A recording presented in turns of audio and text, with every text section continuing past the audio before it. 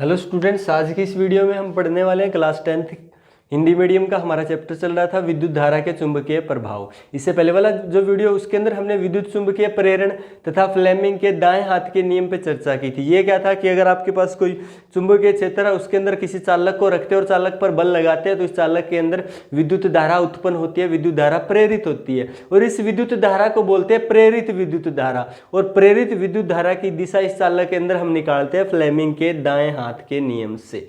आज की इस वीडियो के अंदर हम पढ़ेंगे जो फिनोमिना हमने पढ़ा था ना, विद्युत चुंबकीय प्रेरण, इस पर आधारित एक मशीन के बारे में पढ़ेंगे। यानी कि आज हम पढ़ेंगे विद्युत जनित्र के बारे में, इलेक्ट्रिक जनरेटर के बारे में। आपने सबने अच्छे से जनरेटर को देखा हुआ है, ऑब्जर्व किया हुआ है स्टूडेंट। वो क्या होता है, एक जनरेटर की मशीन होती है जो क्या करती है, विद्युत धारा उत्पन्न करने के लिए हम यूज करते हैं जिसका। तो वो विद्युत धारा जो उत्पन्न करती है किस आधार पर करती है, किस बेसिक उसका क्या होता है कि विद्युत चुंबकीय प्रेरण सिद्धांत पर काम करती है वो। यानी चुंबकीय क्षेत्र की सहायता से विद्युत धारा उत्पन्न करती है। किस तरह से करती है अभी हम स्टार्ट करेंगे, पढ़ेंगे अच्छे से डिटेल से। अभी जैसे स्टार्ट करने से पहले आपको बता दें, जो विद्युत धारा होती है ना स्टूडेंट, वो दो तरह की होती है। यानी आपका इलेक्ट्रिक करंट टू टाइप्स का होता है, AC current, DC current. AC current अच्छे से बोलोगे आप हिंदी में तो प्रत्यावर्ती विद्युत धारा स्टूडेंट, प्रत्यावर्ती विद्युत धारा। और डीसी करंट यानी कि दिष्ट विद्युत धारा। अब प्रत्यावर्ती विद्युत धारा और दिष्ट विद्युत धारा क्या होती है, क्या डिफरेंस होता है दोनों में।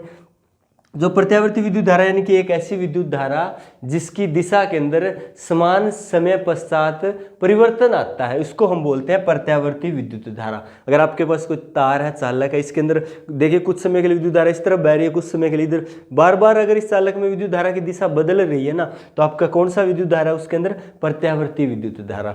दिष्ट विद्युत धारा यानी दिष्ट विद्युत धारा के अंदर विद्युत धारा की दिशा जो है ना एक समान रहती है। यानी इस चालक के अंदर विद्युत धारा इस तरफ बह रही है तो हमेशा इसी तरफ बहती रहेगी, तो हम कौन सा विद्युत धारा बोलेंगे, इसके अंदर दिष्ट विद्युत धारा बह रही है स्टूडेंट।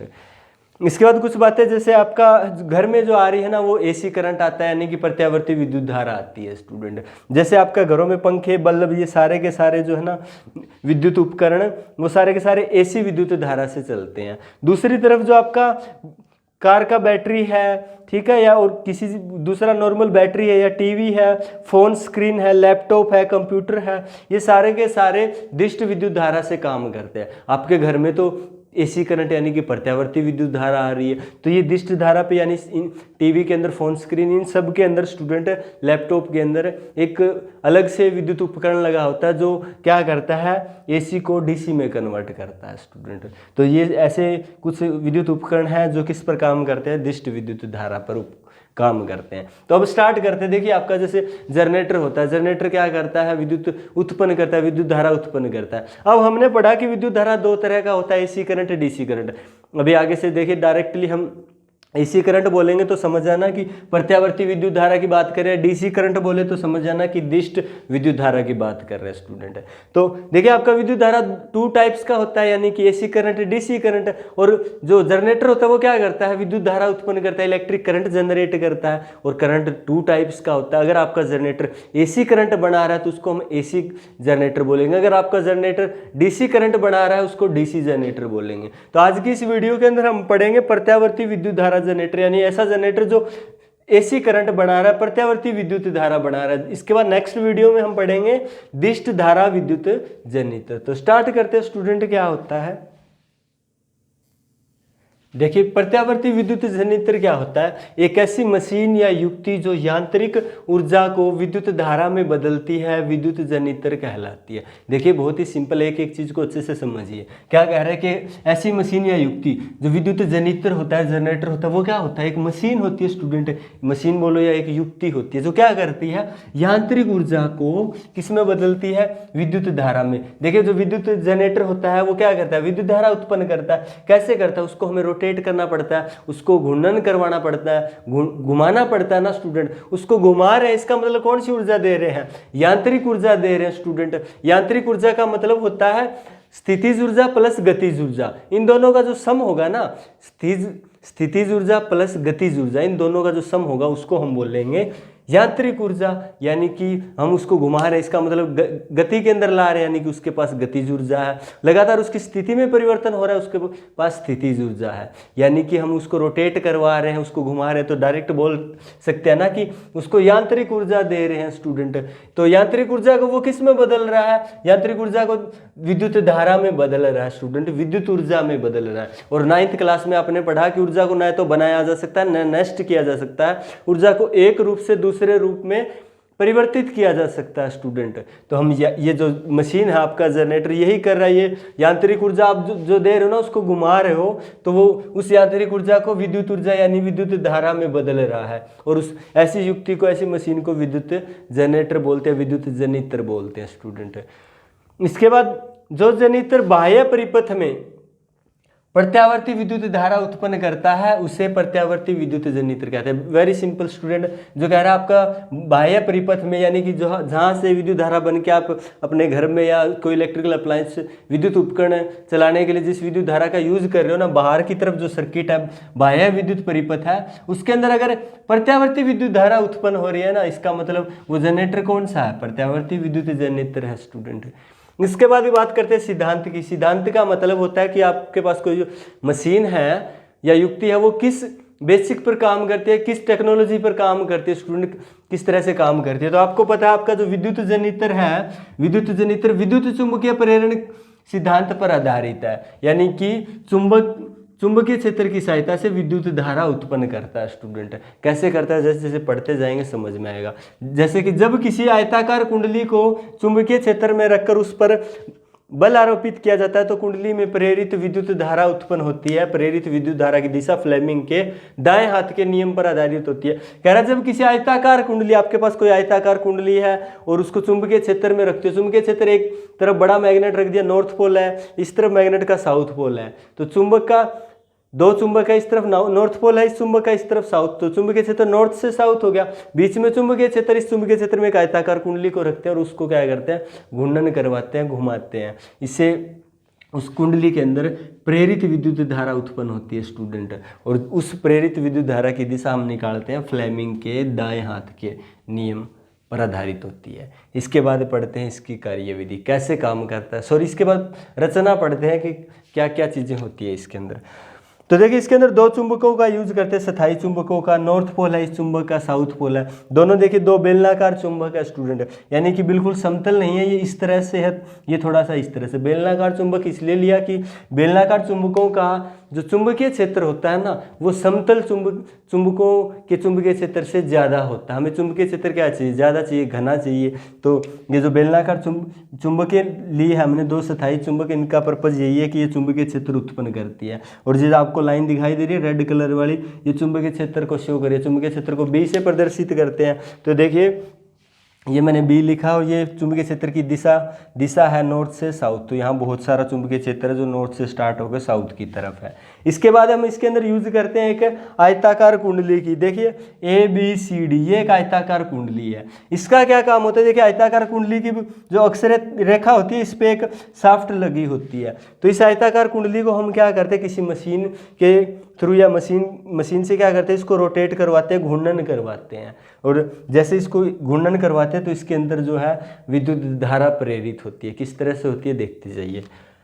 इसके बाद देखिए जो आपका आयताकार कुंडली है ना, इस आयताकार कुंडली का जो भुजा AB है, AB भुजा है ना, जो वो AB भुजा का जो आगे वाला सिरा है वो वैल्य से जुड़ा होता है, एक वैल्य S1 से। और जो आपका CD भुजा का जो सिरा है वो वैल्य S2 से जुड़ा होता है। ठीक है, वैल्य मतलब रिंग शेप का कोई इस तरह का मेटल का वैल्य लगा हुआ है, इनसे जुड़े हुए हैं। ध्यान रखिएगा AB भुजा S1 से जुड़ी हुई है और CD भुजा है ना, वो इसको देखिए इसके अंदर से जा रही है, इसको टच नहीं कर रही है। जो वैल्य है ये वाला, इसके अंदर से ये जा रहा है, इसको बिल्कुल भी टच नहीं कर रहा है। और आगे ये जो है आपका विभक्त वैल्य S2 है। इसके बाद दो कार्बन ब्रश का यूज करते हैं। कार्बन ब्रश है, इसका मतलब आपको अच्छे से पता लगा कि ये कार्बन के बने हुए, नाम से पता चल रहा है। तो कार्बन मटेरियल के दो ब्रश लगे हुए हैं। इनका क्या काम होता है? इनका पहला काम तो ये होता है कि इनसे बाहर की तरफ दो वायर जाते हैं स्टूडेंट, जो यानी कि इस कुंडली के अंदर, आयताकार कुंडली के अंदर जो विद्युत धारा प्रेरित हो रही है ना, जनरेट हो रही है, उसको बाह्य परिपथ के अंदर भेजते हैं। दूसरा, ये विभक्त वैल्यों के साथ जो है संपर्क बनाए रखते हैं, यानी कि जैसे ये घूर्णन करती है ना, तो ये कार्बन बरस फिक्स रहते हैं, जैसे ये आयताकार कुंडली घूर्णन करती है, उनके साथ ये वैल्य होते हैं, ये भी घूर्णन करते हैं, लेकिन ये जो कार्बन ब्रश है वो फिक्स रहते हैं और इनके साथ यानी कि S1 S2 के साथ संपर्क बनाए रखते हैं और इस आयताकार कुंडली के अंदर जो विद्युत धारा प्रेरित हो रही है उसको अवशोषित कर लेते हैं, क्योंकि कार्बन एक अच्छा अब्जॉर्वर है, तो इसके अंदर जो भी आयताकार कुंडली के अंदर विद्युत धारा प्रेरित हो रही है उसको अब्जॉर्व करके और बाह्य परिपथ में भेज देते हैं। इसके बाद बाह्य परिपथ के अंदर आप जो विद्युत धारा जा रही है उसको अपने घर के अंदर इलेक्ट्रिसिटी के लिए या कोई अलग विद्युत उपकरण लगा के आप इस विद्युत धारा का यूज कर सकते हैं। हमने यहाँ पे गैल्वेनोमीटर लगाया, क्यों? क्योंकि हम पढ़ रहे हैं, हम देख रहे हैं कि विद्युत धारा किस तरह से उत्पन्न हो रही है। अगर विद्युत धारा इसके अंदर उत्पन्न होती है तो गैल्वेनोमीटर लगाया है, तो गैल्वेनोमीटर की सुई क्या करेगी, थोड़ा सा विक्षेपित हो जाएगी, तो हमें पता लग जाएगा कि इसके अंदर विद्युत धारा प्रेरित हुई है, विद्युत धारा उत्पन्न हुई है। और विद्युत धारा की दिशा क्या है ये भी गैल्वेनोमीटर से पता लग जाएगा, क्योंकि गैल्वेनोमीटर का ये सुई है, दोनों तरफ रीडिंग होती है। अगर गैल्वेनोमीटर की सुई इस तरफ विक्षेपित हुई है यानी विद्युत धारा की दिशा ऐसे है, अगर इस तरफ विक्षेपित हुई है तो विद्युत धारा की दिशा ऐसे होगी स्टूडेंट। तो इन चीज़ों का हम यूज करेंगे। तो स्टार्ट करते हैं, इसकी कार्यविधि कैसे होगी। देखिए, दो स्थायी चुंबकीय क्षेत्र नॉर्थ से साउथ है, इसके बीच में एक आयताकार कुंडली को रख रखा है। तो जैसे इसको घूर्णन करवाते हैं ना आयताकार कुंडली को, ये शाफ्ट है स्टूडेंट, अक्ष पे एक शाफ्ट लगा हुआ है, इसको घूर्णन कैसे करवा रहे हैं ये भी देखिए। घूर्णन इस तरह से करा रहे हैं, यानी कि ए बी भुजा ऊपर आ रही है, सी डी भुजा नीचे जा रही है, ऐसे है ना, तो ऐसे करवा रहे हैं। तो ए बी भुजा ऊपर आ रही है, सी डी भुजा नीचे जा रही है, इस तरह से रोटेट करवा रहे हैं, इस तरह से इसको घूर्णन करवा रहे हैं। तो ऐसा अगर इसको घूर्णन करवाने का मतलब इस भुजा पर बल ऊपर की तरफ लग रहा है, इस भुजा पर बल नीचे की तरफ लग रहा है, तो हम इन दोनों भुजाओं के अंदर जो विद्युत धारा उत्पन्न हुई है उनकी दिशा निकालेंगे। कैसे? फ्लेमिंग के दाएं हाथ के नियम के अनुसार। फ्लेमिंग का दायां हाथ क्या कहता है स्टूडेंट, कि अपने दाएं हाथ का जो अंगूठा, तर्जनी उंगली, मध्यमा उंगली, इन तीनों को एक दूसरे के लंबवत कीजिए, परपेंडिकुलर कीजिए। तो देखिए लंबवत है, ये इसका अंगूठा ऊपर की तरफ है, ये इस तरफ है तर्जनी उंगली, एंगल कितने का 90 डिग्री का। तर्जनी उंगली इधर है, मध्यमा उंगली इधर है, एंगल कितने का 90 डिग्री का। अंगूठा ऊपर है, ये इधर है, देखिए एंगल कितने का 90 डिग्री का।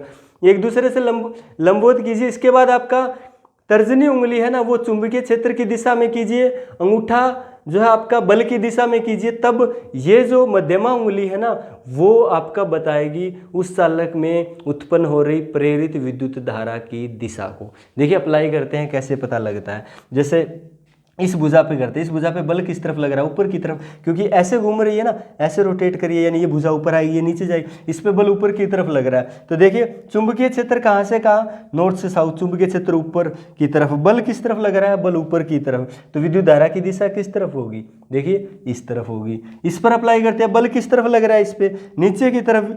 चुंबकीय क्षेत्र नॉर्थ से साउथ, ऊपर की तरफ बल लग रहा है, नीचे की तरफ। विद्युत धारा की दिशा किस तरफ होगी, डी से सी होगी। तो इस तरह से जब ये इस तरह से घूमना स्टार्ट करती है, इस पर ऊपर की तरफ, इस पर नीचे की तरफ बल लगता है, तो इसके अंदर विद्युत धारा उत्पन्न होती है, प्रेरित होती है, जिसकी दिशा देखिए इसके अंदर ऐसी होती है, ऐसे होती है। फिर बाह्य सर्किट में इस तरह से नोट कीजिएगा स्टूडेंट, देखिए ऐसे होके, और ये जो ना, ये जो वायर है, ये वाली भुजा है, ये वैल्यू S2 के साथ जुड़ी हुई, इसलिए देखिए विद्युत धारा इस तरह से जाके, और इसके अंदर से इसको टच नहीं करी, इसके अंदर से जाके S2 के अंदर जाके B2 के अंदर जाके, फिर यहाँ से B1 से फिर S1 से इस तरह से प्रवाहित होगी स्टूडेंट। ठीक है, इसके बाद नेक्स्ट देखिए क्या होता है। इसके बाद देखिए जैसे इसका हाफ रोटेशन पूरा हो जाता है ना, जैसे ये ऐसे थी, ये ए बी है, ये सी डी है, इस तरह से रोटेट करिए, यानी कि ये इस पे बल ऊपर की तरफ, इस पे बल नीचे की तरफ लग रहा है। जैसे आधा घूर्णन पूरा हो जाएगा तो यानी कि जो आपका सी डी थी वो तो ऊपर आ जाएगी जहाँ ए बी है, और जो ए बी थी वो क्या हो जाएगी नीचे, यानी कि ये कुछ ऐसे हो जाएगी स्टूडेंट आधे चक्कर के बाद। समझ रहे हो ना, ये ऐसे थी, जैसे स्टार्ट करती है घूर्णन करना, आधे चक्कर के बाद ऐसे हो जाएगी। यानी कि आपकी जो भुजा ए बी थी ना, ए बी, इस पे बल ऊपर की तरफ लगा तो ए बी यहाँ आ जाएगी नीचे की तरफ। जो सी डी थी उसकी वो रोटेट करके ऊपर की तरफ चली जाएगी। ठीक है, तो आधे घूर्णन के बाद ये पोजीशन होगी किसकी, आयताकार कुंडली की। तो ए बी सी डी इस तरह से होगी। अब घूर्णन जो कर रही है वो लगातार एक ही दिशा में करती रहती है, आपको पता है घूर्णन लगातार एक ही दिशा में घुमाया जाता है इसको। तो अब देखिए, अब सी डी पर यानी ऐसे घूम रही थी ना ये, तो सी डी पर ऊपर की तरफ बल लगेगा, ए बी पर नीचे की तरफ। यहाँ सी डी पे जो सी डी है उस पर नीचे की तरफ लग रहा था, यहाँ सी डी पे ऊपर की तरफ लगेगा। यहाँ ए बी पे ऊपर की तरफ, यहाँ ए बी पे नीचे की तरफ बल लगेगा। बल की दिशा बदल गई, इसके मतलब ये होगा इसके अंदर जो विद्युत धारा उत्पन्न हो रही है उसकी दिशा भी बदल जाएगी। तो यहाँ इसके अंदर विद्युत धारा की दिशा निकालते हैं सी डी के अंदर। सी डी के अंदर अब बल लग रहा है ऊपर की तरफ। चुंबकीय क्षेत्र नॉर्थ से साउथ इधर है, बल लग रहा है ऊपर की तरफ, विद्युत धारा की दिशा इस तरफ, तो देखिए इस तरफ होगी। इसके अंदर देखिए अब इस पर बल लग रहा है नीचे की तरफ, तो बल लग रहा है नीचे की तरफ, और चुंबकीय क्षेत्र है नॉर्थ से साउथ ऊपर की तरफ, विद्युत धारा की दिशा इस तरफ होगी, इस तरफ होगी। अब एक बात नोट कीजिए स्टूडेंट, जब इस पे देखिए, जब इस पे बल लग रहा था ए बी पे, देखिए जब ए बी पे बल लग रहा था ऊपर की तरफ विद्युत धारा की दिशा ऐसे थी। अब ए बी पे बल लग रहा है नीचे की तरफ, विद्युत धारा की दिशा ऐसे, देखिए पहले ऐसे थी अब ऐसे इसके अंदर। अब यहाँ देखिए सी डी में पहले बल लग रहा था नीचे की तरफ, अब बल लग रहा है ऊपर की तरफ। विद्युत धारा की दिशा थी डी से सी, अब है सी से डी, चेंज हो गई ना विद्युत धारा की दिशा। अब बाह्य परिपथ में देखते हैं क्या रहता है, तो यहाँ से विद्युत धारा सी से डी, डी से ए से बी, बी से ए बी जो भुजा वो कौन से वैल्य से जुड़ी हुई है, S1 से, तो ए बी से सीधा S1 के अंदर, S1 से कार्बन बरस B1 के अंदर, और B1 से आपका इस तरह से होती हुई B2, B2 से S2, S2 से आपका C, C से D इस तरह से प्रवाहित होगी। इसका मतलब देखिए स्टूडेंट, पहले विद्युत धारा B2 से B1 थी बाह्य परिपथ के अंदर, अब बाह्य परिपथ में B1 से B2, यानी कि विद्युत धारा की दिशा क्या होगी, बदल गई। देखिए इस चक्कर में क्या थी B2 से B1, और हाफ चक्कर के बाद B1 से B2, और हमेशा ऐसा ही होगा, जैसे दोबारा रोटेट करेगी ये पोजीशन आ जाएगी, विद्युत धारा की दिशा ऐसी फिर ऐसी, यानी कि एक चक्कर के अंदर विद्युत धारा की दिशा 2 बार बदलेगी स्टूडेंट, ठीक है। यानी जैसे ये घूर्णन पूरा होगा विद्युत धारा की दिशा 2 बार बदलेगी। विद्युत धारा की दिशा बदल रही है, इसका मतलब कौन सी विद्युत धारा बन रही है स्टूडेंट, प्रत्यावर्ती विद्युत धारा। तो इसलिए इस जनरेटर को क्या बोल लेंगे, प्रत्यावर्ती विद्युत जनरेटर है स्टूडेंट, प्रत्यावर्ती विद्युत जनित्र है। और एक बात हमेशा ध्यान रखिएगा, जैसे जैसे ये रोटेट करती है इसके साथ जो वैल्यू लगे हुए ना वो भी रोटेट करते हैं। जैसे ये ऊपर की तरफ आ रहा है तो देखिए ये इसके साथ जो है ना रोटेट होके ये साइड नीचे की तरफ आ गई। यहाँ देखिए ये पहले साइड ऊपर थी ना, इसके साथ जैसे ये नीचे आ गई ये भी नीचे आ गई। ये साइड पहले नीचे की तरफ थी बड़ी वाली, तो ये देखिए जैसे रोटेट ऊपर हो गया ये भी ऊपर आ गया। यानी कि S1 S2 जो है ना कार्बन ब्रश के ऊपर फिसलते रहते हैं, रोटेट करते रहते हैं, गुणन करते रहते हैं, और जो कार्बन ब्रश है वो फिक्स रहते हैं, ठीक है। तो ये था आपका विद्युत जनित्र।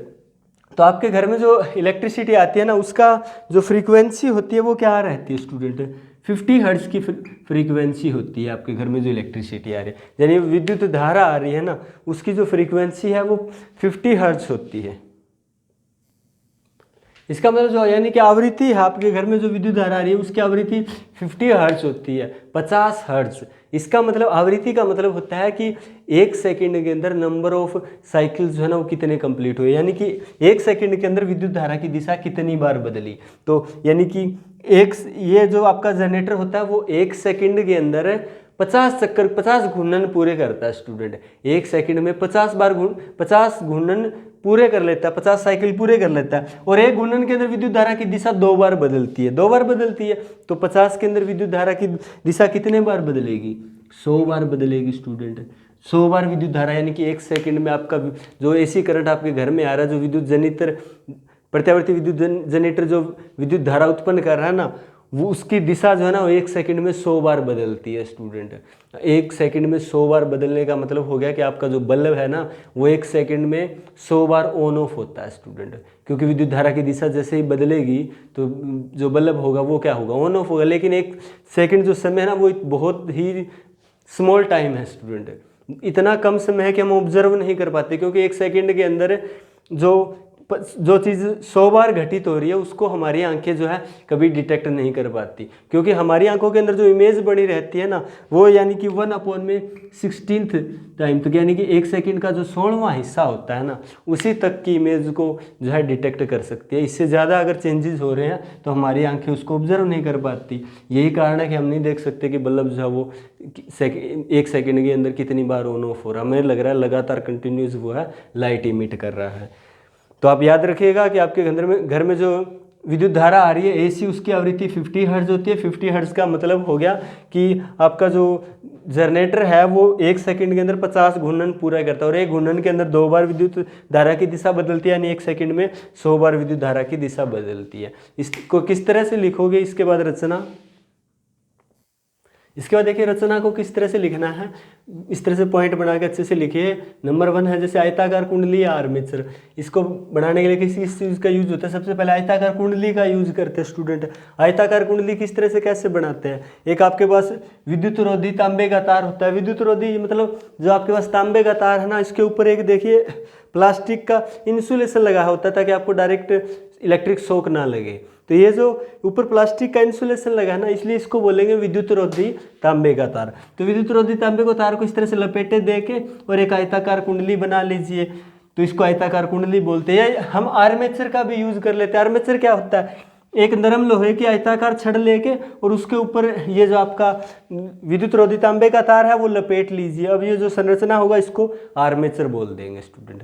नरम लोहे की छड़ क्या होती है, नरम लोहे की छड़ का मतलब, नरम लोहे का मतलब हो गया प्योर आयरन की छड़ है स्टूडेंट। तो उस प्योर आयरन की एक आयताकार छड़ के ऊपर तांबे के तार को, विद्युत रोधी तांबे के तार को लपेट के एक संरचना बनाएंगे जिसको आर्मेचर। अगर डायरेक्ट बनाया है, नरम लोहे की छड़ नहीं रखी है, तो इसको डायरेक्ट आयताकार कुंडली बोलेंगे। तो आप जो मर्जी यूज कर सकते हो, आयताकार कुंडली भी आर्मेचर भी, ठीक है।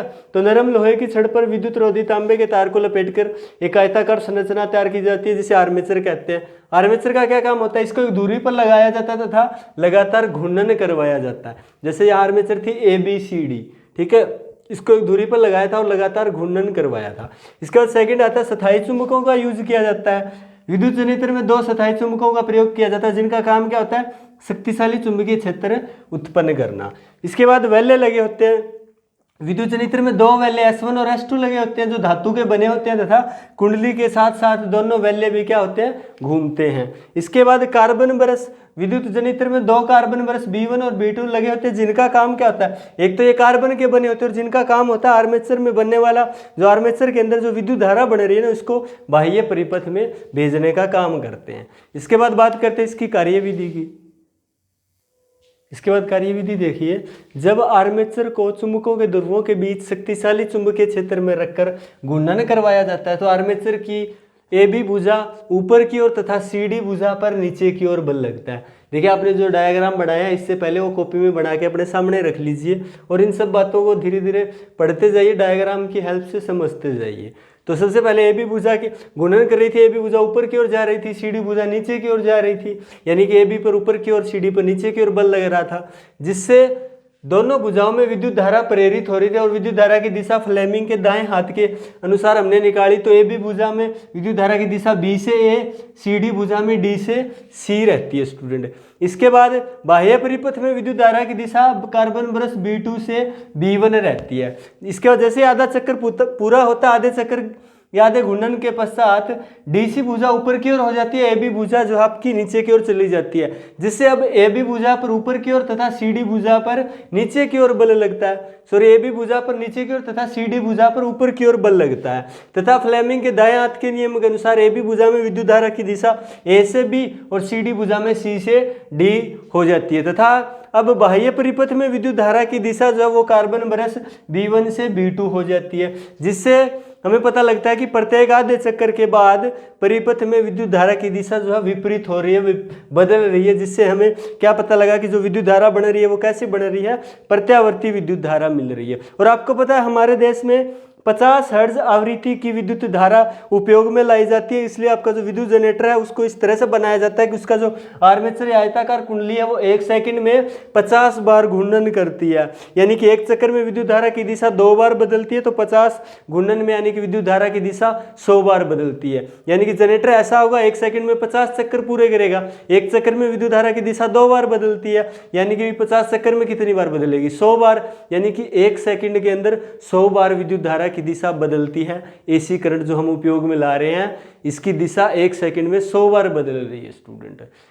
तो ये था, इस तरह से थी इसकी कार्यविधि, यानी कि ये लगभग बड़ा क्वेश्चन आता है तो आपको सारी चीज़ें लिखनी होती है कि ये जो विद्युत जनरेटर क्या होता है, फिर इसकी सिद्धांत, फिर इसका डायग्राम, फिर रचना, फिर कार्यविधि स्टूडेंट।